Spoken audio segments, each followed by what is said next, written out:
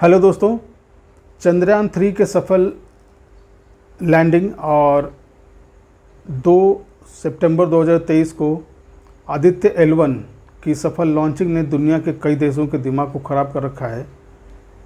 उन्हें समझ नहीं आ रहा है कि भारत ऐसा कर कैसे पा रहा है। उसी में एक हमारा देश है, पड़ोसी देश है हमारा पाकिस्तान, जो खुद को बदलने को तैयार नहीं है, लेकिन उनको तकलीफ़ ज़रूर हो रही है। तो आइए देखते हैं उससे संबंधित एक वीडियो, और इसका कैलकुलेशन मैं वीडियो के लास्ट एंड में दूंगा, तो वीडियो ज़रूर देखिएगा। L1 के बारे में बात करेंगे, इंडिया के मिशन सन के बारे में बात करेंगे, लेकिन पहले मैं एक चीज़ क्लियर करना चाहता हूँ। सर 19 अगर बात करें 1998 की, जब पाकिस्तान एटॉमिक पावर बना था, उससे पहले जब इंडिया एटॉमिक पावर बना था, या जब बात की जा रही थी, इंडिया की तरफ से खबर आती थी कि भाई जल्द ही इंडिया एटॉमिक पावर बनने जा रहा है, तो हमारे लीडर यहाँ पे ये कहते थे कि हम घास खा लेंगे लेकिन अपने हरीफ के मुकाबले में एटॉमिक पावर बनेंगे। हम घास खा लेंगे लेकिन दुनिया को ये दिखाएंगे कि अगर इंडिया एटॉमिक पावर बन सकता है तो हम भी बनेंगे। आज कभी मिशन मून लॉन्च होता है, कभी मिशन सन लॉन्च होता है, कभी वो स्पेस पे जाने की बात करते हैं, यानी आए दिन इसरो की कोई ना कोई अचीवमेंट रहती है। तो पाकिस्तान में भी स्पेस एजेंसी है, पाकिस्तान में भी अभी आज भी लीडर मौजूद हैं। तो आज घास खाने की बात क्यों नहीं होती? क्या आज पाकिस्तान में घास नहीं रहा, गैरत नहीं रही, या टेक्नोलॉजी नहीं रही? मेरे ख्याल में जो आपने कहा वो सब चीजें मौजूद नहीं है। इस वक्त पाकिस्तान को 3 चीजों की सख्त जरूरत है। एक तो नेशनलिज्म, दूसरा खौफ खुदा, और तीसरा मैं समझता हूँ मौत का डर खत्म हो चुका है। उसकी वजह मैं बताना चाहता हूँ कि आज कौम पिस रही है, कौम सड़कों पर है। डीजल 311 रुपए का है। और मैं डीजल का क्यों जिक्र कर रहा हूँ? इस वजह से कि आपके ट्रैक्टर जो है डीजल से चलते हैं, ट्रांसपोर्टेशन डीजल से चलती है। आप घास, आप आने वाले दिनों में आप घास ही खाएंगे, वरना आपके पास चॉइस नहीं है। लेकिन दूसरी तरफ आपकी रूलिंग एलीट, इस वक्त लंदन जाने के टिकट 11 से लेकर 15 लाख रुपए के हैं, और आपके जहाजों में सीट नहीं है। आपके जहाज जो पाकिस्तान से उड़ रहे हैं उनमें सीट नहीं मिल रही। लोग सड़कों पर बिजली के बिल लेकर फिर रहे हैं। मैं समझता हूं कि किसी भी सही शऊर, जो मेरे वतन अजीज के ब्रिटिश जो एजेंट हैं, सारे फॉरेन क्वालिफाइड हैं, किसी से मैं चैलेंज करके कहता हूं कि 25,000 रुपए में एक महीने का बजट बना के दिखाएं, तो हम समझेंगे कि हम खुद चांद पर पहुंच चुके हैं। लेकिन किसी को इस चीज का एहसास नहीं है। डॉक्टर शमशाद, जो कि नई आपकी फाइनेंस मिनिस्टर हैं, उन्होंने अगले दिन अपने हाथ खड़े कर दिए हैं। उन्होंने कहा कि जो बाहर से जो कोई नजर आ रहा था, जब मैं अंदर आई हूँ तो हालात उससे ज्यादा खौफनाक हैं। अगर मुझे पता होता हालात ये हैं तो मैं शायद फाइनेंस मिनिस्टर बनती ही ना। तो इन सर्कमस्टांसेस में आपने कहा है कि घास खा लेंगे, वैसे भी आप मेरे ख्याल में 76 साल से घास ही खा रहे हैं। जो केक और जो खाना खाने वाले हैं वो तो तकरीबन 10,000 लोग हैं, और मैंने उनको नाम दिया है ब्रिटिश एजेंटों का। कुछ जो हैं वो जिम्मेदार हैं, इलेक्टेबल हैं, और जो दूसरे हैं वो हर साल आप नए ब्रिटिश एजेंट बना रहे हैं, जो टैक्स कलेक्शन के एक प्रोग्राम के जरिए गवर्नमेंट में आते हैं। वो बड़ी बड़ी ऊंची छतों वाले घरों में रहते हैं, जहां ब्रिटिश एसपी और कमिश्नर रहते थे, और वो पता नहीं लोअर मिडिल क्लास से आते हैं, और चंद दिनों के बाद वो समझते हैं कि हम भी ब्रिटिश हैं। तो ये आप ब्रिटिश एजेंट आपके जो हैं, खाना सिर्फ वो खा रहे हैं, आप घास ही खा रहे हैं 76 साल से, मेरी नजर में। सर पहले तो फिर कहीं ना कहीं उम्मीद दिलवाई जाती थी कि यार नहीं, आने वाला टाइम बेहतर है। कभी ये हमें लॉलीपॉप दिया जाता था कि पाकिस्तान चाइना कॉरिडोर और इस तरीके से ये प्रोजेक्ट आने वाला है, पूरी दुनिया को जो सा पाकिस्तान अपनी मजबूरी बना लेगा, पूरी दुनिया जो सा पाकिस्तान में आएगी ट्रेड के लिए। कहीं ना कहीं हमें उम्मीद दिलवाई जाती थी या एक लॉलीपॉप दिया जाता था। अब हमारे मिनिस्टर डायरेक्ट ये बात करते हैं, भाई जिसने बाहर जाना आप जाएं, बजाय हमें रोकने के, हमें उम्मीद दिलवाने के। अब तो ये कहा ओपनली मिनिस्टर्स ने कहा है कि जो बाहर जाना चाहता है हम उन्हें रोक नहीं सकते, वो जाएं। सर ये कोई लॉजिकल बात है? और नेबर की अगर बात करें, फिर कहा जाता है आप इंडिया की बात क्यों करते हो? वहाँ बात करें, वहाँ से लोग जो फॉरेन कंट्रीज में एजुकेशन हासिल कर रहे थे इंडिया के, या वहाँ पे जॉब कर रहे थे, वो इंडिया वापस आ रहे हैं। आपके अगले दिन प्राइम मिनिस्टर साहब ने मिसाल इंडिया की दी है कि कभी लोग भारत से भी जाते थे बाहर, और वो बाहर से जाके तालीम लेकर एक एसेट बन के भारत में आते थे वापस, और उनकी तरक्की का बायस बनते थे। लेकिन ये बात मैं उनको बताना चाहता हूँ, ये आज से 25-30 साल पुरानी बात है। तो आप कन्फेशन कर रहे हैं कि आप एटलीस्ट 25-30 साल भारत से पीछे हैं। दर हकीकत आपके लोग, अच्छा दूसरा मैं कंपैरिजन देना चाहूंगा, भारत के लोग यहाँ से डिग्रियां लेकर जा रहे हैं, आपके लोग भूख से भागे जा रहे हैं। आपके लोग चंद लोग जहाजों पे जाते हैं प्राइम मिनिस्टर साहब, ज्यादातर लोग पैदल भाग रहे हैं और आधे जाके टर्की के पास समुद्र में डूब रहे हैं। तो आप इस पे ब्रैग मत करें। आपके जो ज्यादातर लोग इस वक्त सऊदी अरेबिया में जा रहे हैं, जहां वो थर्ड क्लास सिटीजन हैं, जिनके लिए स्पेशल नाम उन्होंने रखे हैं, मस्कीन, गरीब और रफीक, तो उनको third class citizen, third class इंसान समझा जाता है हमारे इस्लामी मुल्क के अंदर। ये मैं अफसोस के साथ कहूँगा। मैं जिस मुल्क में बैठा हूँ, उसी इस्लामिक कंट्री के अंदर इंडियंस जो मौजूद हैं, वो जिस तरीके से वहाँ पे बिजनेस कर रहे हैं और वहाँ पे जिस तरीके से वो लीडिंग पोजीशन में या फिर मैनेजिंग पोस्ट पे मौजूद हैं, ये भी आप लोग जान रहे हैं, देख रहे हैं। उसमें चॉइस सब भारतीय लोग जो जब जाते हैं वह डिग्रियां लेकर जाते हैं। आपके लोग यहाँ से निकाले जाते हैं। डिफरेंस है दोनों तरफ का जाने में। जहां भी डायस्पोरा इंडियन जा रहा है वो डिग्रियां लेकर वीजों पे जा रहा है, वो किश्तियों में नहीं जा रहा, वो अनस्किल्ड लेबर नहीं है। अमेरिका के अंदर देखा जाए तो इस वक्त मेरे ज्यादातर हम वतन जो है अनस्किल्ड लेबर हैं, अनस्किल्ड लेबर। उनके पास बिल्कुल ही कोई स्किल नहीं मौजूद, इसीलिए वो अपने रैंक से ऊपर ग्रो नहीं कर पा रहे। ट्रेडिशनल बिजनेस में है, डंकन डोनट है, पेट्रोल पंप है, मोटर वगैरह है, इससे आगे जा ही नहीं पा रहे। बल्कि सेकंड और थर्ड जनरेशन पाकिस्तानी वो भी यही काम कर रहे हैं। तालीम की तरफ तवज्जो नहीं है, क्योंकि अगर माँ बाप तालीम याफ्ता नहीं है तो बच्चे किस तरीके से पढ़ेंगे। और यही हालात हर कंट्री के अंदर डायस्पोरा का है। आपका डायस्पोरा इंग्लैंड में बहुत ज्यादा है, लेकिन उनके क्या हालात है वहां पे? सारे के सारे ज्यादातर वेलफेयर में पड़े, कोई तरक्की क्यों नहीं हो? एक बात मैं आपसे पूछना चाहूँगा, अक्सर मैं पाकिस्तान की पब्लिक से पूछता हूँ, अगर कोई मुझे ये कहता है कि मेरा फॉरेन का विजिट रहा है या मैं फॉरेन किसी कंट्री में जॉब करता रहा हूँ, तो मैं पूछता हूँ कि वहाँ पे इंडियंस और पाकिस्तानी कैसे रहते हैं। वो अपनी जो भी ओपिनियन देते हैं, लेकिन आपसे पूछना चाहूँगा, आपके इर्द गिर्द इंडियंस भी रहते होंगे और मैंने जहाँ तक थोड़ा देखा है, रिसर्च की है, आपसे बातचीत होती है, आपके तो पार्टनर भी शायद इंडियन है, ठीक है? मेरे पार्टनर जी मेरे पार्टनर भी सरदार हैं।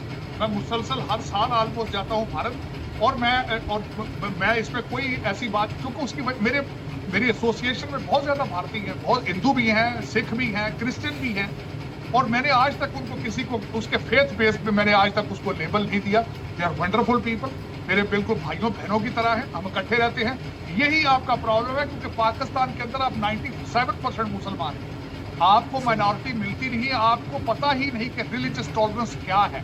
इस बिलीफ बेस आपने ना दोस्तियां, मोहब्बत, प्यार नहीं करना होता, इंसानियत की बेस पे करना होता है। यही वजह है कि आप कभी चर्च चलाते हैं, कभी हिंदुओं को मारते हैं, कभी सिखों को मारते हैं, क्योंकि आपको पता नहीं है 97% मुसलमान हैं। आपको अगर माइनॉरिटी नहीं मिलती तो एक दूसरे को मारते हैं, आप मस्जिदों में बम मारते हैं, आप शिया सुन्नी हो जाते हैं, आप वहाबी अहले हदीस हो जाते हैं, आप देवबंदी बन जाते हैं। यही एक प्रॉब्लम है दर हकीकत पाकिस्तान का। आपको पता नहीं है कि माइनॉरिटीज के साथ किस तरह मिलकर रहा जाता है, भाईचारा क्या चीज है, रिलीजियस टॉलरेंस क्या चीज है। ठीक है, यही है वहाँ पे लोग क्या, मतलब ये है कि देखें, आपके जो इर्द गिर्द इंडियंस हैं या पाकिस्तानी हैं, वो आपस में कैसे, किस सोच के साथ आपस में मुलाकात रखते हैं, या इंडियंस पाकिस्तान की इस बुरी कंडीशन में जो यूएस में रहते हैं, मुकीम है इंडियंस, वो पाकिस्तान की इस बुरी कंडीशन में क्या अपने ओपिनियन रखते हैं, क्या ख्यालात रखते हैं पाकिस्तान को लेकर? मैं आपको फ्रैंकली बताना चाहता हूं कि मैं 35 साल से मेरे भाइयों से ज्यादा है, जो सरदार मेरा जो दोस्त भी है, मैं उसको भाई कहता हूं। पार्टनरशिप बड़ा छोटा लफ्ज होता है, लेकिन आज तक वो गुरुद्वारे का चेयरमैन रहा है। मैं हर संडे उसके साथ गुरुद्वारे जाता था, और सबसे बड़ी, ना सिर्फ गुरुद्वारे जाता हूं, मैं मंदिरों में भी जाता हूं, मैं चर्चों में भी जाता हूं, और मेरा ईमान इतना कमजोर नहीं है कि वहां जाने से मुझे मेरे इस्लाम को खतरा पड़ जाता है। सर, लेकिन मैं अपने दोस्तों की पाकिस्तान में रह के ऐसी बात कर सकते हैं कि मैं मंदिरों में भी जाता हूं, मैं चर्चों में भी जाता हूं, और इस तरीके से आप मतलब, और जाना दूर की बात कर सकते हैं मीडिया पे? नहीं कर सकते, आप नहीं कर सकते, मुश्किल है। लेकिन यहाँ आके मैंने सीखा है।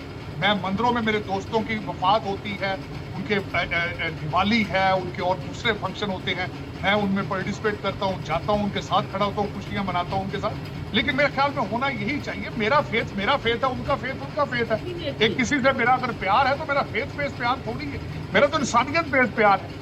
और मैंने सबसे बड़ी बात एक और आपको आज बताना चाहता हूँ कि जो मेरा भाई है वो सिख है, मैंने उसके प्यार में सिखी के बारे में बहुत पढ़ा है, और मुझे कोई ज्यादा फर्क नजर नहीं आया। मुझे हिंदुइज्म में भी ज्यादा फर्क नजर नहीं आता। अगर आप देखें तो आप दुनिया में चॉइस ऑफ हर मजहब खूबसूरत है अगर आपको उस पे अमल करें। अगर हर आप मजहब के फंडामेंटल्स। सर अगर आप इंसान हैं तो हर मजहब खूबसूरत है, और अगर आप मतलब किसी मजहब को लेट्स सपोज आप कहें अगर आप मुसलमान हैं तो फिर आपको दूसरा वो ऐसा लगेगा, या आप किसी और मजहब से बिलोंग करते हैं तो आपको दूसरा ऐसा लगेगा। लेकिन अगर आप इंसान हैं तो सभी मजहब आपके लिए खूबसूरत है। चॉइस ऑफ सबसे बड़ी चीज मैंने हर मजहब से देखी है, हर मजहब प्यार का और इज्जत का सबक देता है, और मैं ये कोशिश करता हूं कि हर एक इंसान से प्यार करूं, हर जिंदा चीज से प्यार करूं, चाहे वो जानवर क्यों ना हो। और जब आप प्यार करने का सोचते हैं तो आपको हर चीज प्यारी लगती है। मेरी नजर में life is too short to hate each other. मेरे ख्याल में आपको इससे बढ़ के सोचना होता है, सोचना चाहिए, प्यार करें, इज्जत करें, सीखें, एक दूसरे को सीखने की कोशिश करें। और मैं चॉइस ऑफ आप you are doing a wonderful job frankly speaking. मैं आपके जब आपके प्रोग्राम देखता हूँ, आपकी स्माइल देखता हूँ, आपका पैशन देखता हूँ, अल्लाह ताला आपको जिंदगी दे और सेहत आपको महफूज रखे। पाकिस्तान में जो आप मैसेज दे रहे हैं प्यार का और मोहब्बत का, मैं समझता हूँ इट इज प्राइसलेस, और इसको आप जैसे और मजीद लोगों को बाहर आना चाहिए और प्यार और मोहब्बत और टॉलरेंस का सबक दें। अगले दिन मैंने यहाँ पे चॉइस ऑफ यहाँ पे मैं वाशिंगटन डीसी में मैंने चर्चेस के हवाले से एक इवेंट था, उसमें मैंने कहा था कि गीता और गुरु ग्रंथ साहब, बाइबल और कुरान को जलाने में उतना ही अफसोस दुख होता है जितना आपको कुरान के साथ दुख अफसोस होता है। आपने जड़ावाला में बाइबल जलाई है, वो मुझे उतना ही अफसोस है जितना कुरान पाक को जलाने के लिए गलत किया।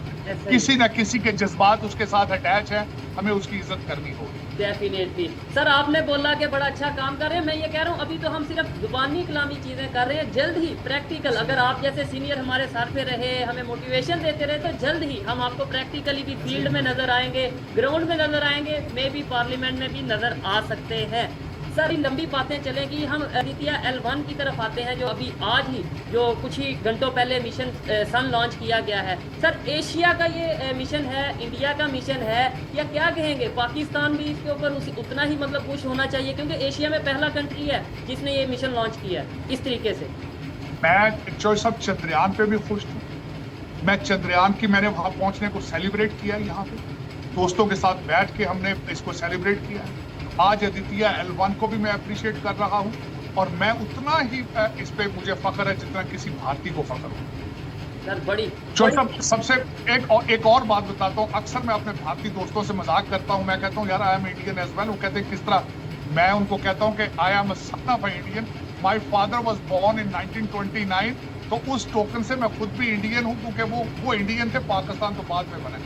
लेकिन जो सब जो सिग्निफिकेंट आज मैं बात आपको बताना चाहूंगा कि मैं समझता हूँ कि it's a huge achievement. L1 जो आदित्य L1 उसकी पोजीशनिंग को डिफाइन कर रहा है, और 1500 kg वेट है उसका जो गया है। इसको सन के कोरोना को पढ़ेंगे, सन के इन्वायरमेंट को पढ़ेंगे, सन की जो सोलर विंड्स है उनके बारे में रिसर्च की जाएगी। निगराज जगह का नाम है। चॉइस ऑफ डिस्टेंस उनका 1.5 बिलियन किलोमीटर डिस्टेंस करेगा, 4 महीने लगेंगे, और अगर उन किलोमीटर्स में देखा जाए, अगर गाड़ी चलाएं तो आपको 2 साल लगेंगे वहां पहुंचने में। इसमें एक बात मैं ये कहना चाहूँगा, वैसे तो मिशन मून को लेके भी बहुत खबरें आ रही हैं, कुछ लोग ये कह रहे हैं कि चंद्रयान 3 ने ऑक्सीजन वहाँ पे जो सा उसको ऑब्जर्व किया है। इसके अलावा और भी बहुत सी ऐसी चीज़ें जिनके ऊपर बात की जा रही है। चंद्रयान 1 की अगर बात करें, उसने वाटर के हवाले से ऑलरेडी अपना स्टडी को डिस्कस किया था। सर फ़ायदा क्या है? मतलब पाकिस्तान की पब्लिक से बात करते हैं कि इंडिया देखिए चांद पे पहुंच गया, इंडिया मिशन सन लॉन्च कर चुका है, कि सन के करीब 3 जाके सन को स्टडी करेगा। लोग कहते हैं भाई फ़ायदा क्या है, ये तो मतलब ऐसे फजूल चीज़ है, इसका क्या फ़ायदा है? सर ज़रा बताइएगा फ़ायदा क्या है इसका। चॉइस सबसे पहले तो बात मैं ये बताना चाहूंगा कि चंद्रयान की जो कास्ट थी वो 76 मिलियन थी। इसकी कास्ट जो है आदित्य L1 की 46 मिलियन है, इसका बजट था। देखिए सबसे बड़ा फायदा मैंने आपको शायद बताया था कि फ्यूचर में इतनी चीप ट्रैवलिंग जो है, अगर वो भारतीय कर रहे हैं तो वो सारा दुनिया का बिजनेस भारत में आएगा। दूसरा मैं ये बताना चाहूंगा कि अगर भारत की क्रेडिबिलिटी बढ़ती है तो आपकी क्रेडिबिलिटी भी बढ़ेगी दुनिया के ममालिक में, क्योंकि हम DNA हमारा एक है, हम एक ही लोग हैं। तो उसमें हमें उसको ये सोचना चाहिए। हम दुनिया के अंदर अगर देखा जाएगा, हमारी छापें, हमारी क्रेडिबिलिटी, हमारे स्कूलों में एडमिशन, हमारे IQ लेवल, हमारी चीजें, हमें भी उतनी तकवीत मिलेगी जितनी भारत को मिलेगी।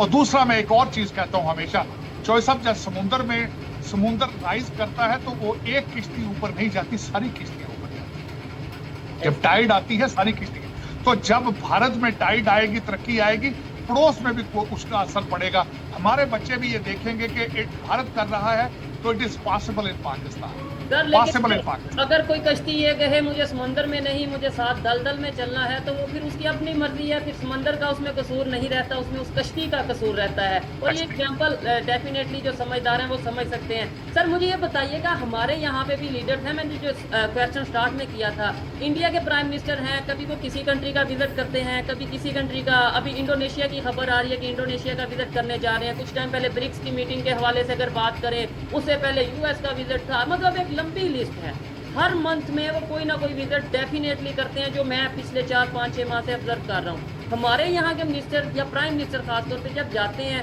वो अगर फ्रांस जाते हैं तो कहीं पे उन्हें वो छाता नहीं मिलता, या छाता लेते हैं तो पीछे लड़की को, वुमेन को जो सा वो इस तरीके से वो छोड़ देते हैं बारिश में।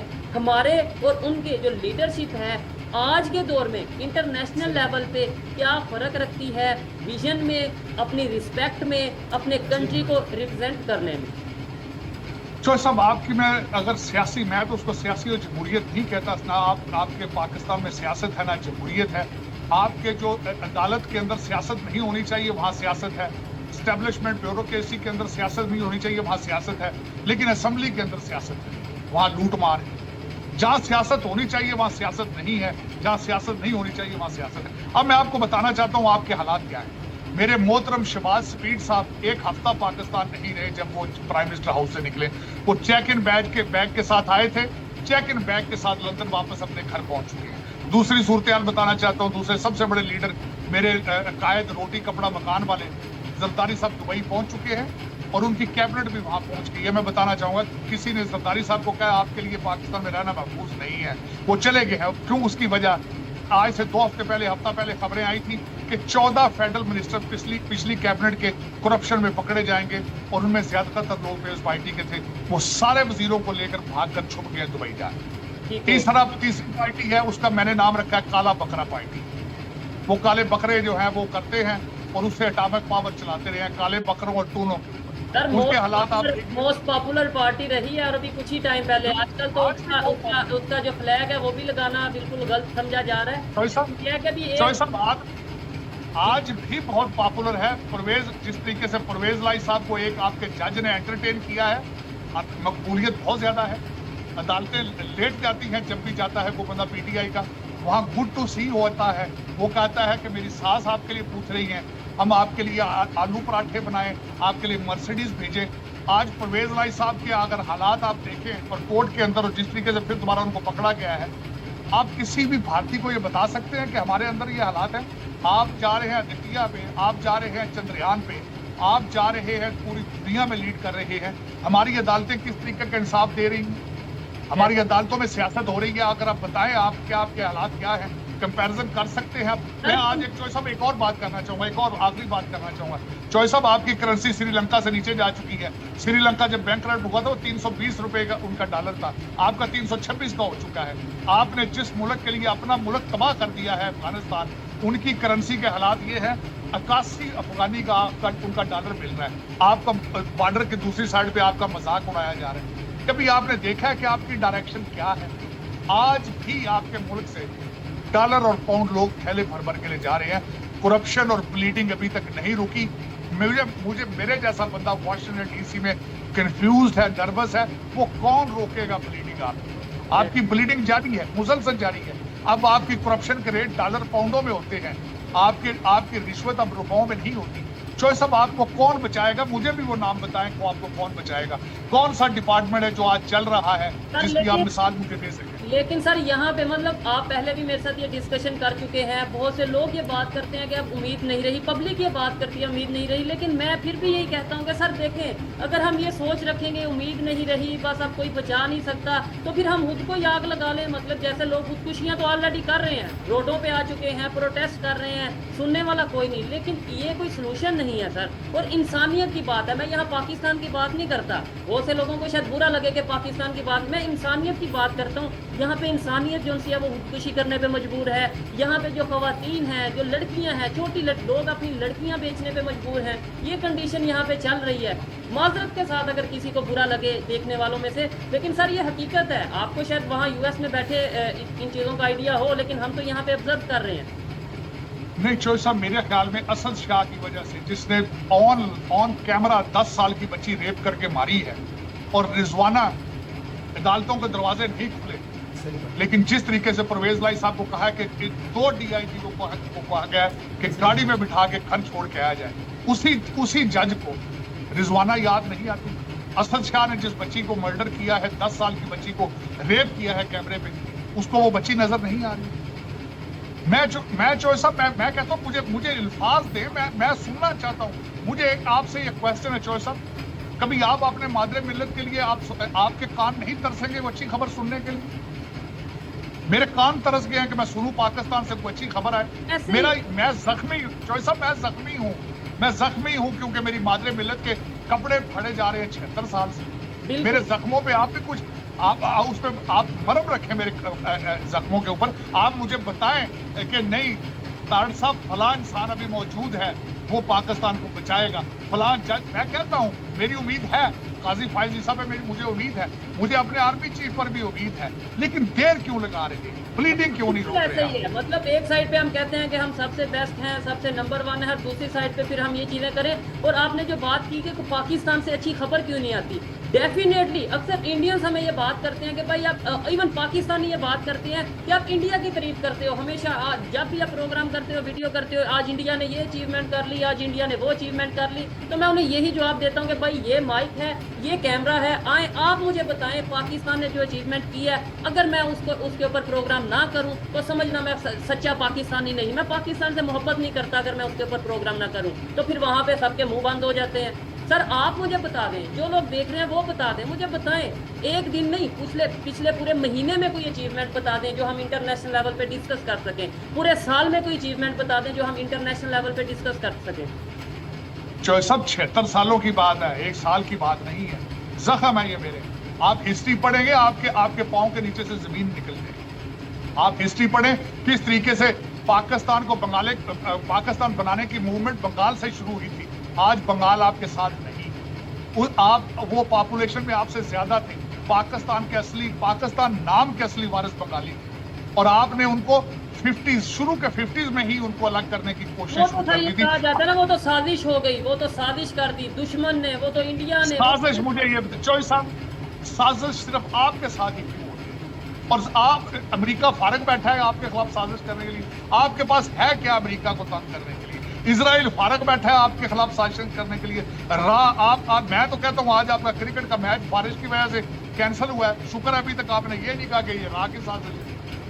बिल्कुल सर यही बात है, मतलब इन चीज़ों के ऊपर अक्सर बातें होती हैं, लेकिन अब मैं ये समझता हूँ कहीं ना कहीं हमें प्रैक्टिकली मैदान में आने की ज़रूरत है, हमें बातों से आगे बढ़ के कुछ करने की ज़रूरत है, वरना कोई उम्मीद वाकई में ऐसा सच नज़र नहीं आती। सर क्या कहना चाहेंगे लास्ट में यूथ के लिए, पाकिस्तान की यूथ के लिए? और दूसरे नंबर पर एक चीज़ मैं क्लियर करता चलूँ कि कंपेरिजन की जब हम इंडिया से बात करते हैं, अब इंडिया वाले माइंड करने लगे हैं। इंडिया वाले कहते हैं कि भाई आपको वीडियो बनानी बनाओ, प्रोग्राम करना करो, लेकिन ये कंपेरिजन हमारे साथ ना करो। बिल्कुल सही, बनता भी नहीं है चॉइस। अब आपका कंपैरिजन अफगानिस्तान से बनता है, श्रीलंका से बनता है, अब तो बंगाली भी शायद माइंड करें। लेकिन आखिर में चॉइस मैं एक ही यही कहूंगा, अपनी यूथ को ये कहूंगा कि खुदारा पाकिस्तान से प्यार करना सीखो, इंग्लिश और मैथ पढ़ो, पाकिस्तानी बनो, ये सियासी झंडे छोड़ दो, पाकिस्तान का झंडा उठाओ। आओ आज फैसला करें कि हमने पाकिस्तान बचाना है, सोच बदलो, पाकिस्तान बदलो। मेरी ये रिक्वेस्ट है, मेरी ये मिन्नत है। ऐसे ही है। लेकिन सर इसमें एक इशू, लास्ट में बस हम बात करेंगे, इसमें एक इशू ये आता है, मैं जो चीज़ ऑब्जर्व कर रहा हूँ कि जो हम कोशिश कर रहे हैं, हम टेक्नोलॉजी के ऊपर बात करते हैं, एजुकेशन के हवाले से बात करते हैं, इकॉनमी के हवाले से बात करते हैं, दुनिया में जो लेटेस्ट डेवलपमेंट्स होती हैं उनके हवाले से बात करते हैं, लेकिन हमारी मोस्टली ऑडियंस इंडिया से होती है। मतलब पाकिस्तान की यूथ तो ये चीज़ें देखना नहीं शायद चाहती, उन्हें इन चीज़ों में इंटरेस्ट ही नहीं है, उन्हें इकॉनमी में इंटरेस्ट नहीं है, उन्हें टेक्नोलॉजी में शायद इंटरेस्ट नहीं है, लोग उस तरीके से देखते ही नहीं है। देखिए जो सब सबसे यही तो पिछले 10 सालों के अंदर पाकिस्तानी यूथ के साथ एक हादसा किया गया है, एक हाथ किया गया है। एक तो उनको फिर दोबारा मजहब का टीका जिहाद का देने की कोशिश की गई है, फिर उनको इंग्लिश, आपके एक भी इंग्लिश चैनल नहीं है पाकिस्तान में, आप एक भी इंग्लिश न्यूज़पेपर नहीं है, उनको इंग्लिश और मैथ से दूर लेके जाया गया है।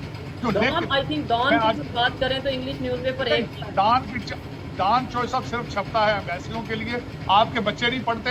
आपके वजीरों को और मेरे अमीरुल मोमिनीन को भी जब यूथ से बात करनी पड़ती है तो उर्दू में ट्वीट करते हैं। उसकी वजह यह है अपने बच्चे सबके लंदन में पढ़ रहे हैं, लेकिन उनके पाकिस्तानी यूथ को उन्होंने कहा है कि नहीं, हमने जिहाद करना है, किसी गुर्बत के खिलाफ जिहाद करो, जहालत के खिलाफ जिहाद करो और खुदारा इंग्लिश और मैथ पढ़ो। ये मैं नहीं कह रहा हूँ, ऋषि सोनक ने बर्तानिया के बच्चों को कहा है, उनको ये सबक दिया है। स्टेम सब्जेक्ट पढ़ो, साइंस पढ़ो।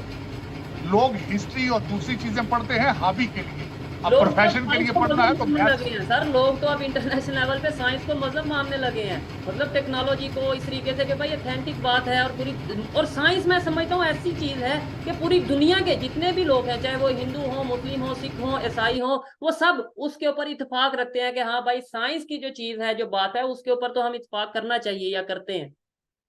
बिल्कुल। और मैं खासकर अपने यूथ को कहूंगा कि जो भी आपको मुतासर कर रहा हो, जो भी आपसे वोट मांग रहा हो, खुदारा उससे पूछें कि आपके बच्चे कहाँ हैं, आपके बच्चे उर्दू जानते हैं, इंग्लिश जानते हैं, कहाँ पढ़ते हैं। आप अगर हम जैसे नहीं है तो हमें लीड किस तरह करेंगे? अगर आप लंदन में रहते हैं तो आप हमारे लीडर बनने की सलाहियत नहीं रखते। पाकिस्तान से मोहब्बत करना सीखो, यही एक रास्ता है जिससे पाकिस्तान बच सकता है। अगर पाकिस्तान नहीं तो हम कुछ भी नहीं। बिल्कुल सर, मैं आपकी बात से 100% एग्री करता हूं। और जो सबसे बड़ी बात आपने की, सोच बदलो, फिर अपने पाकिस्तान को या किसी भी कंट्री से आप बिलोंग करते हो तो उस कंट्री को बदल सकते हो। बहुत अच्छा लगा सर आपसे बात करके, हमेशा की तरह बहुत कुछ मुझे सीखने को मिला, एप्रिसिएशन मिली, मोटिवेशन मिली। कोशिश करेंगे फिर से आपको रिक्वेस्ट करें, आप टाइम दें, जल्द ही आपके साथ फिर प्रोग्राम करेंगे। देखने वालों को साजिद तारड़ साहब की गुफ्तगू कैसी लगी, इनकी बातें कैसी लगी, कमेंट में जरूर बताइएगा। नेक्स्ट किस गेस्ट को रिक्वेस्ट करेंगे वो हमारे प्रोग्राम पे आए, ये भी आप बता सकते हैं। मिलते हैं नेक्स्ट वीडियो में, तब तक के लिए पीस आउट, अल्लाह हाफ़िज़। पाकिस्तान खुद को बदलने को तैयार नहीं है। उनका जो इस्लामिक माइंडसेट है वो उससे निकलना भी नहीं चाहते हैं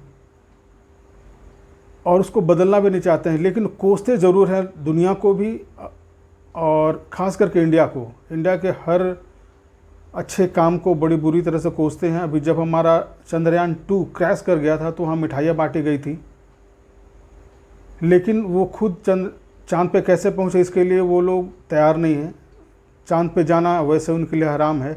आज भी पाकिस्तान कैमरे से खींचा हुआ फ़ोटो हराम है या हलाल, इसके पीछे लगे हुए हैं, इसको भी ये देखने में लगे हुए हैं, लेकिन वो खुद को बदलने को तैयार नहीं हैं। तो कैसा लगा ये वीडियो? अगर अच्छा लगा हो तो लाइक कीजिएगा और नए हैं तो प्लीज़ सब्सक्राइब कीजिएगा। धन्यवाद।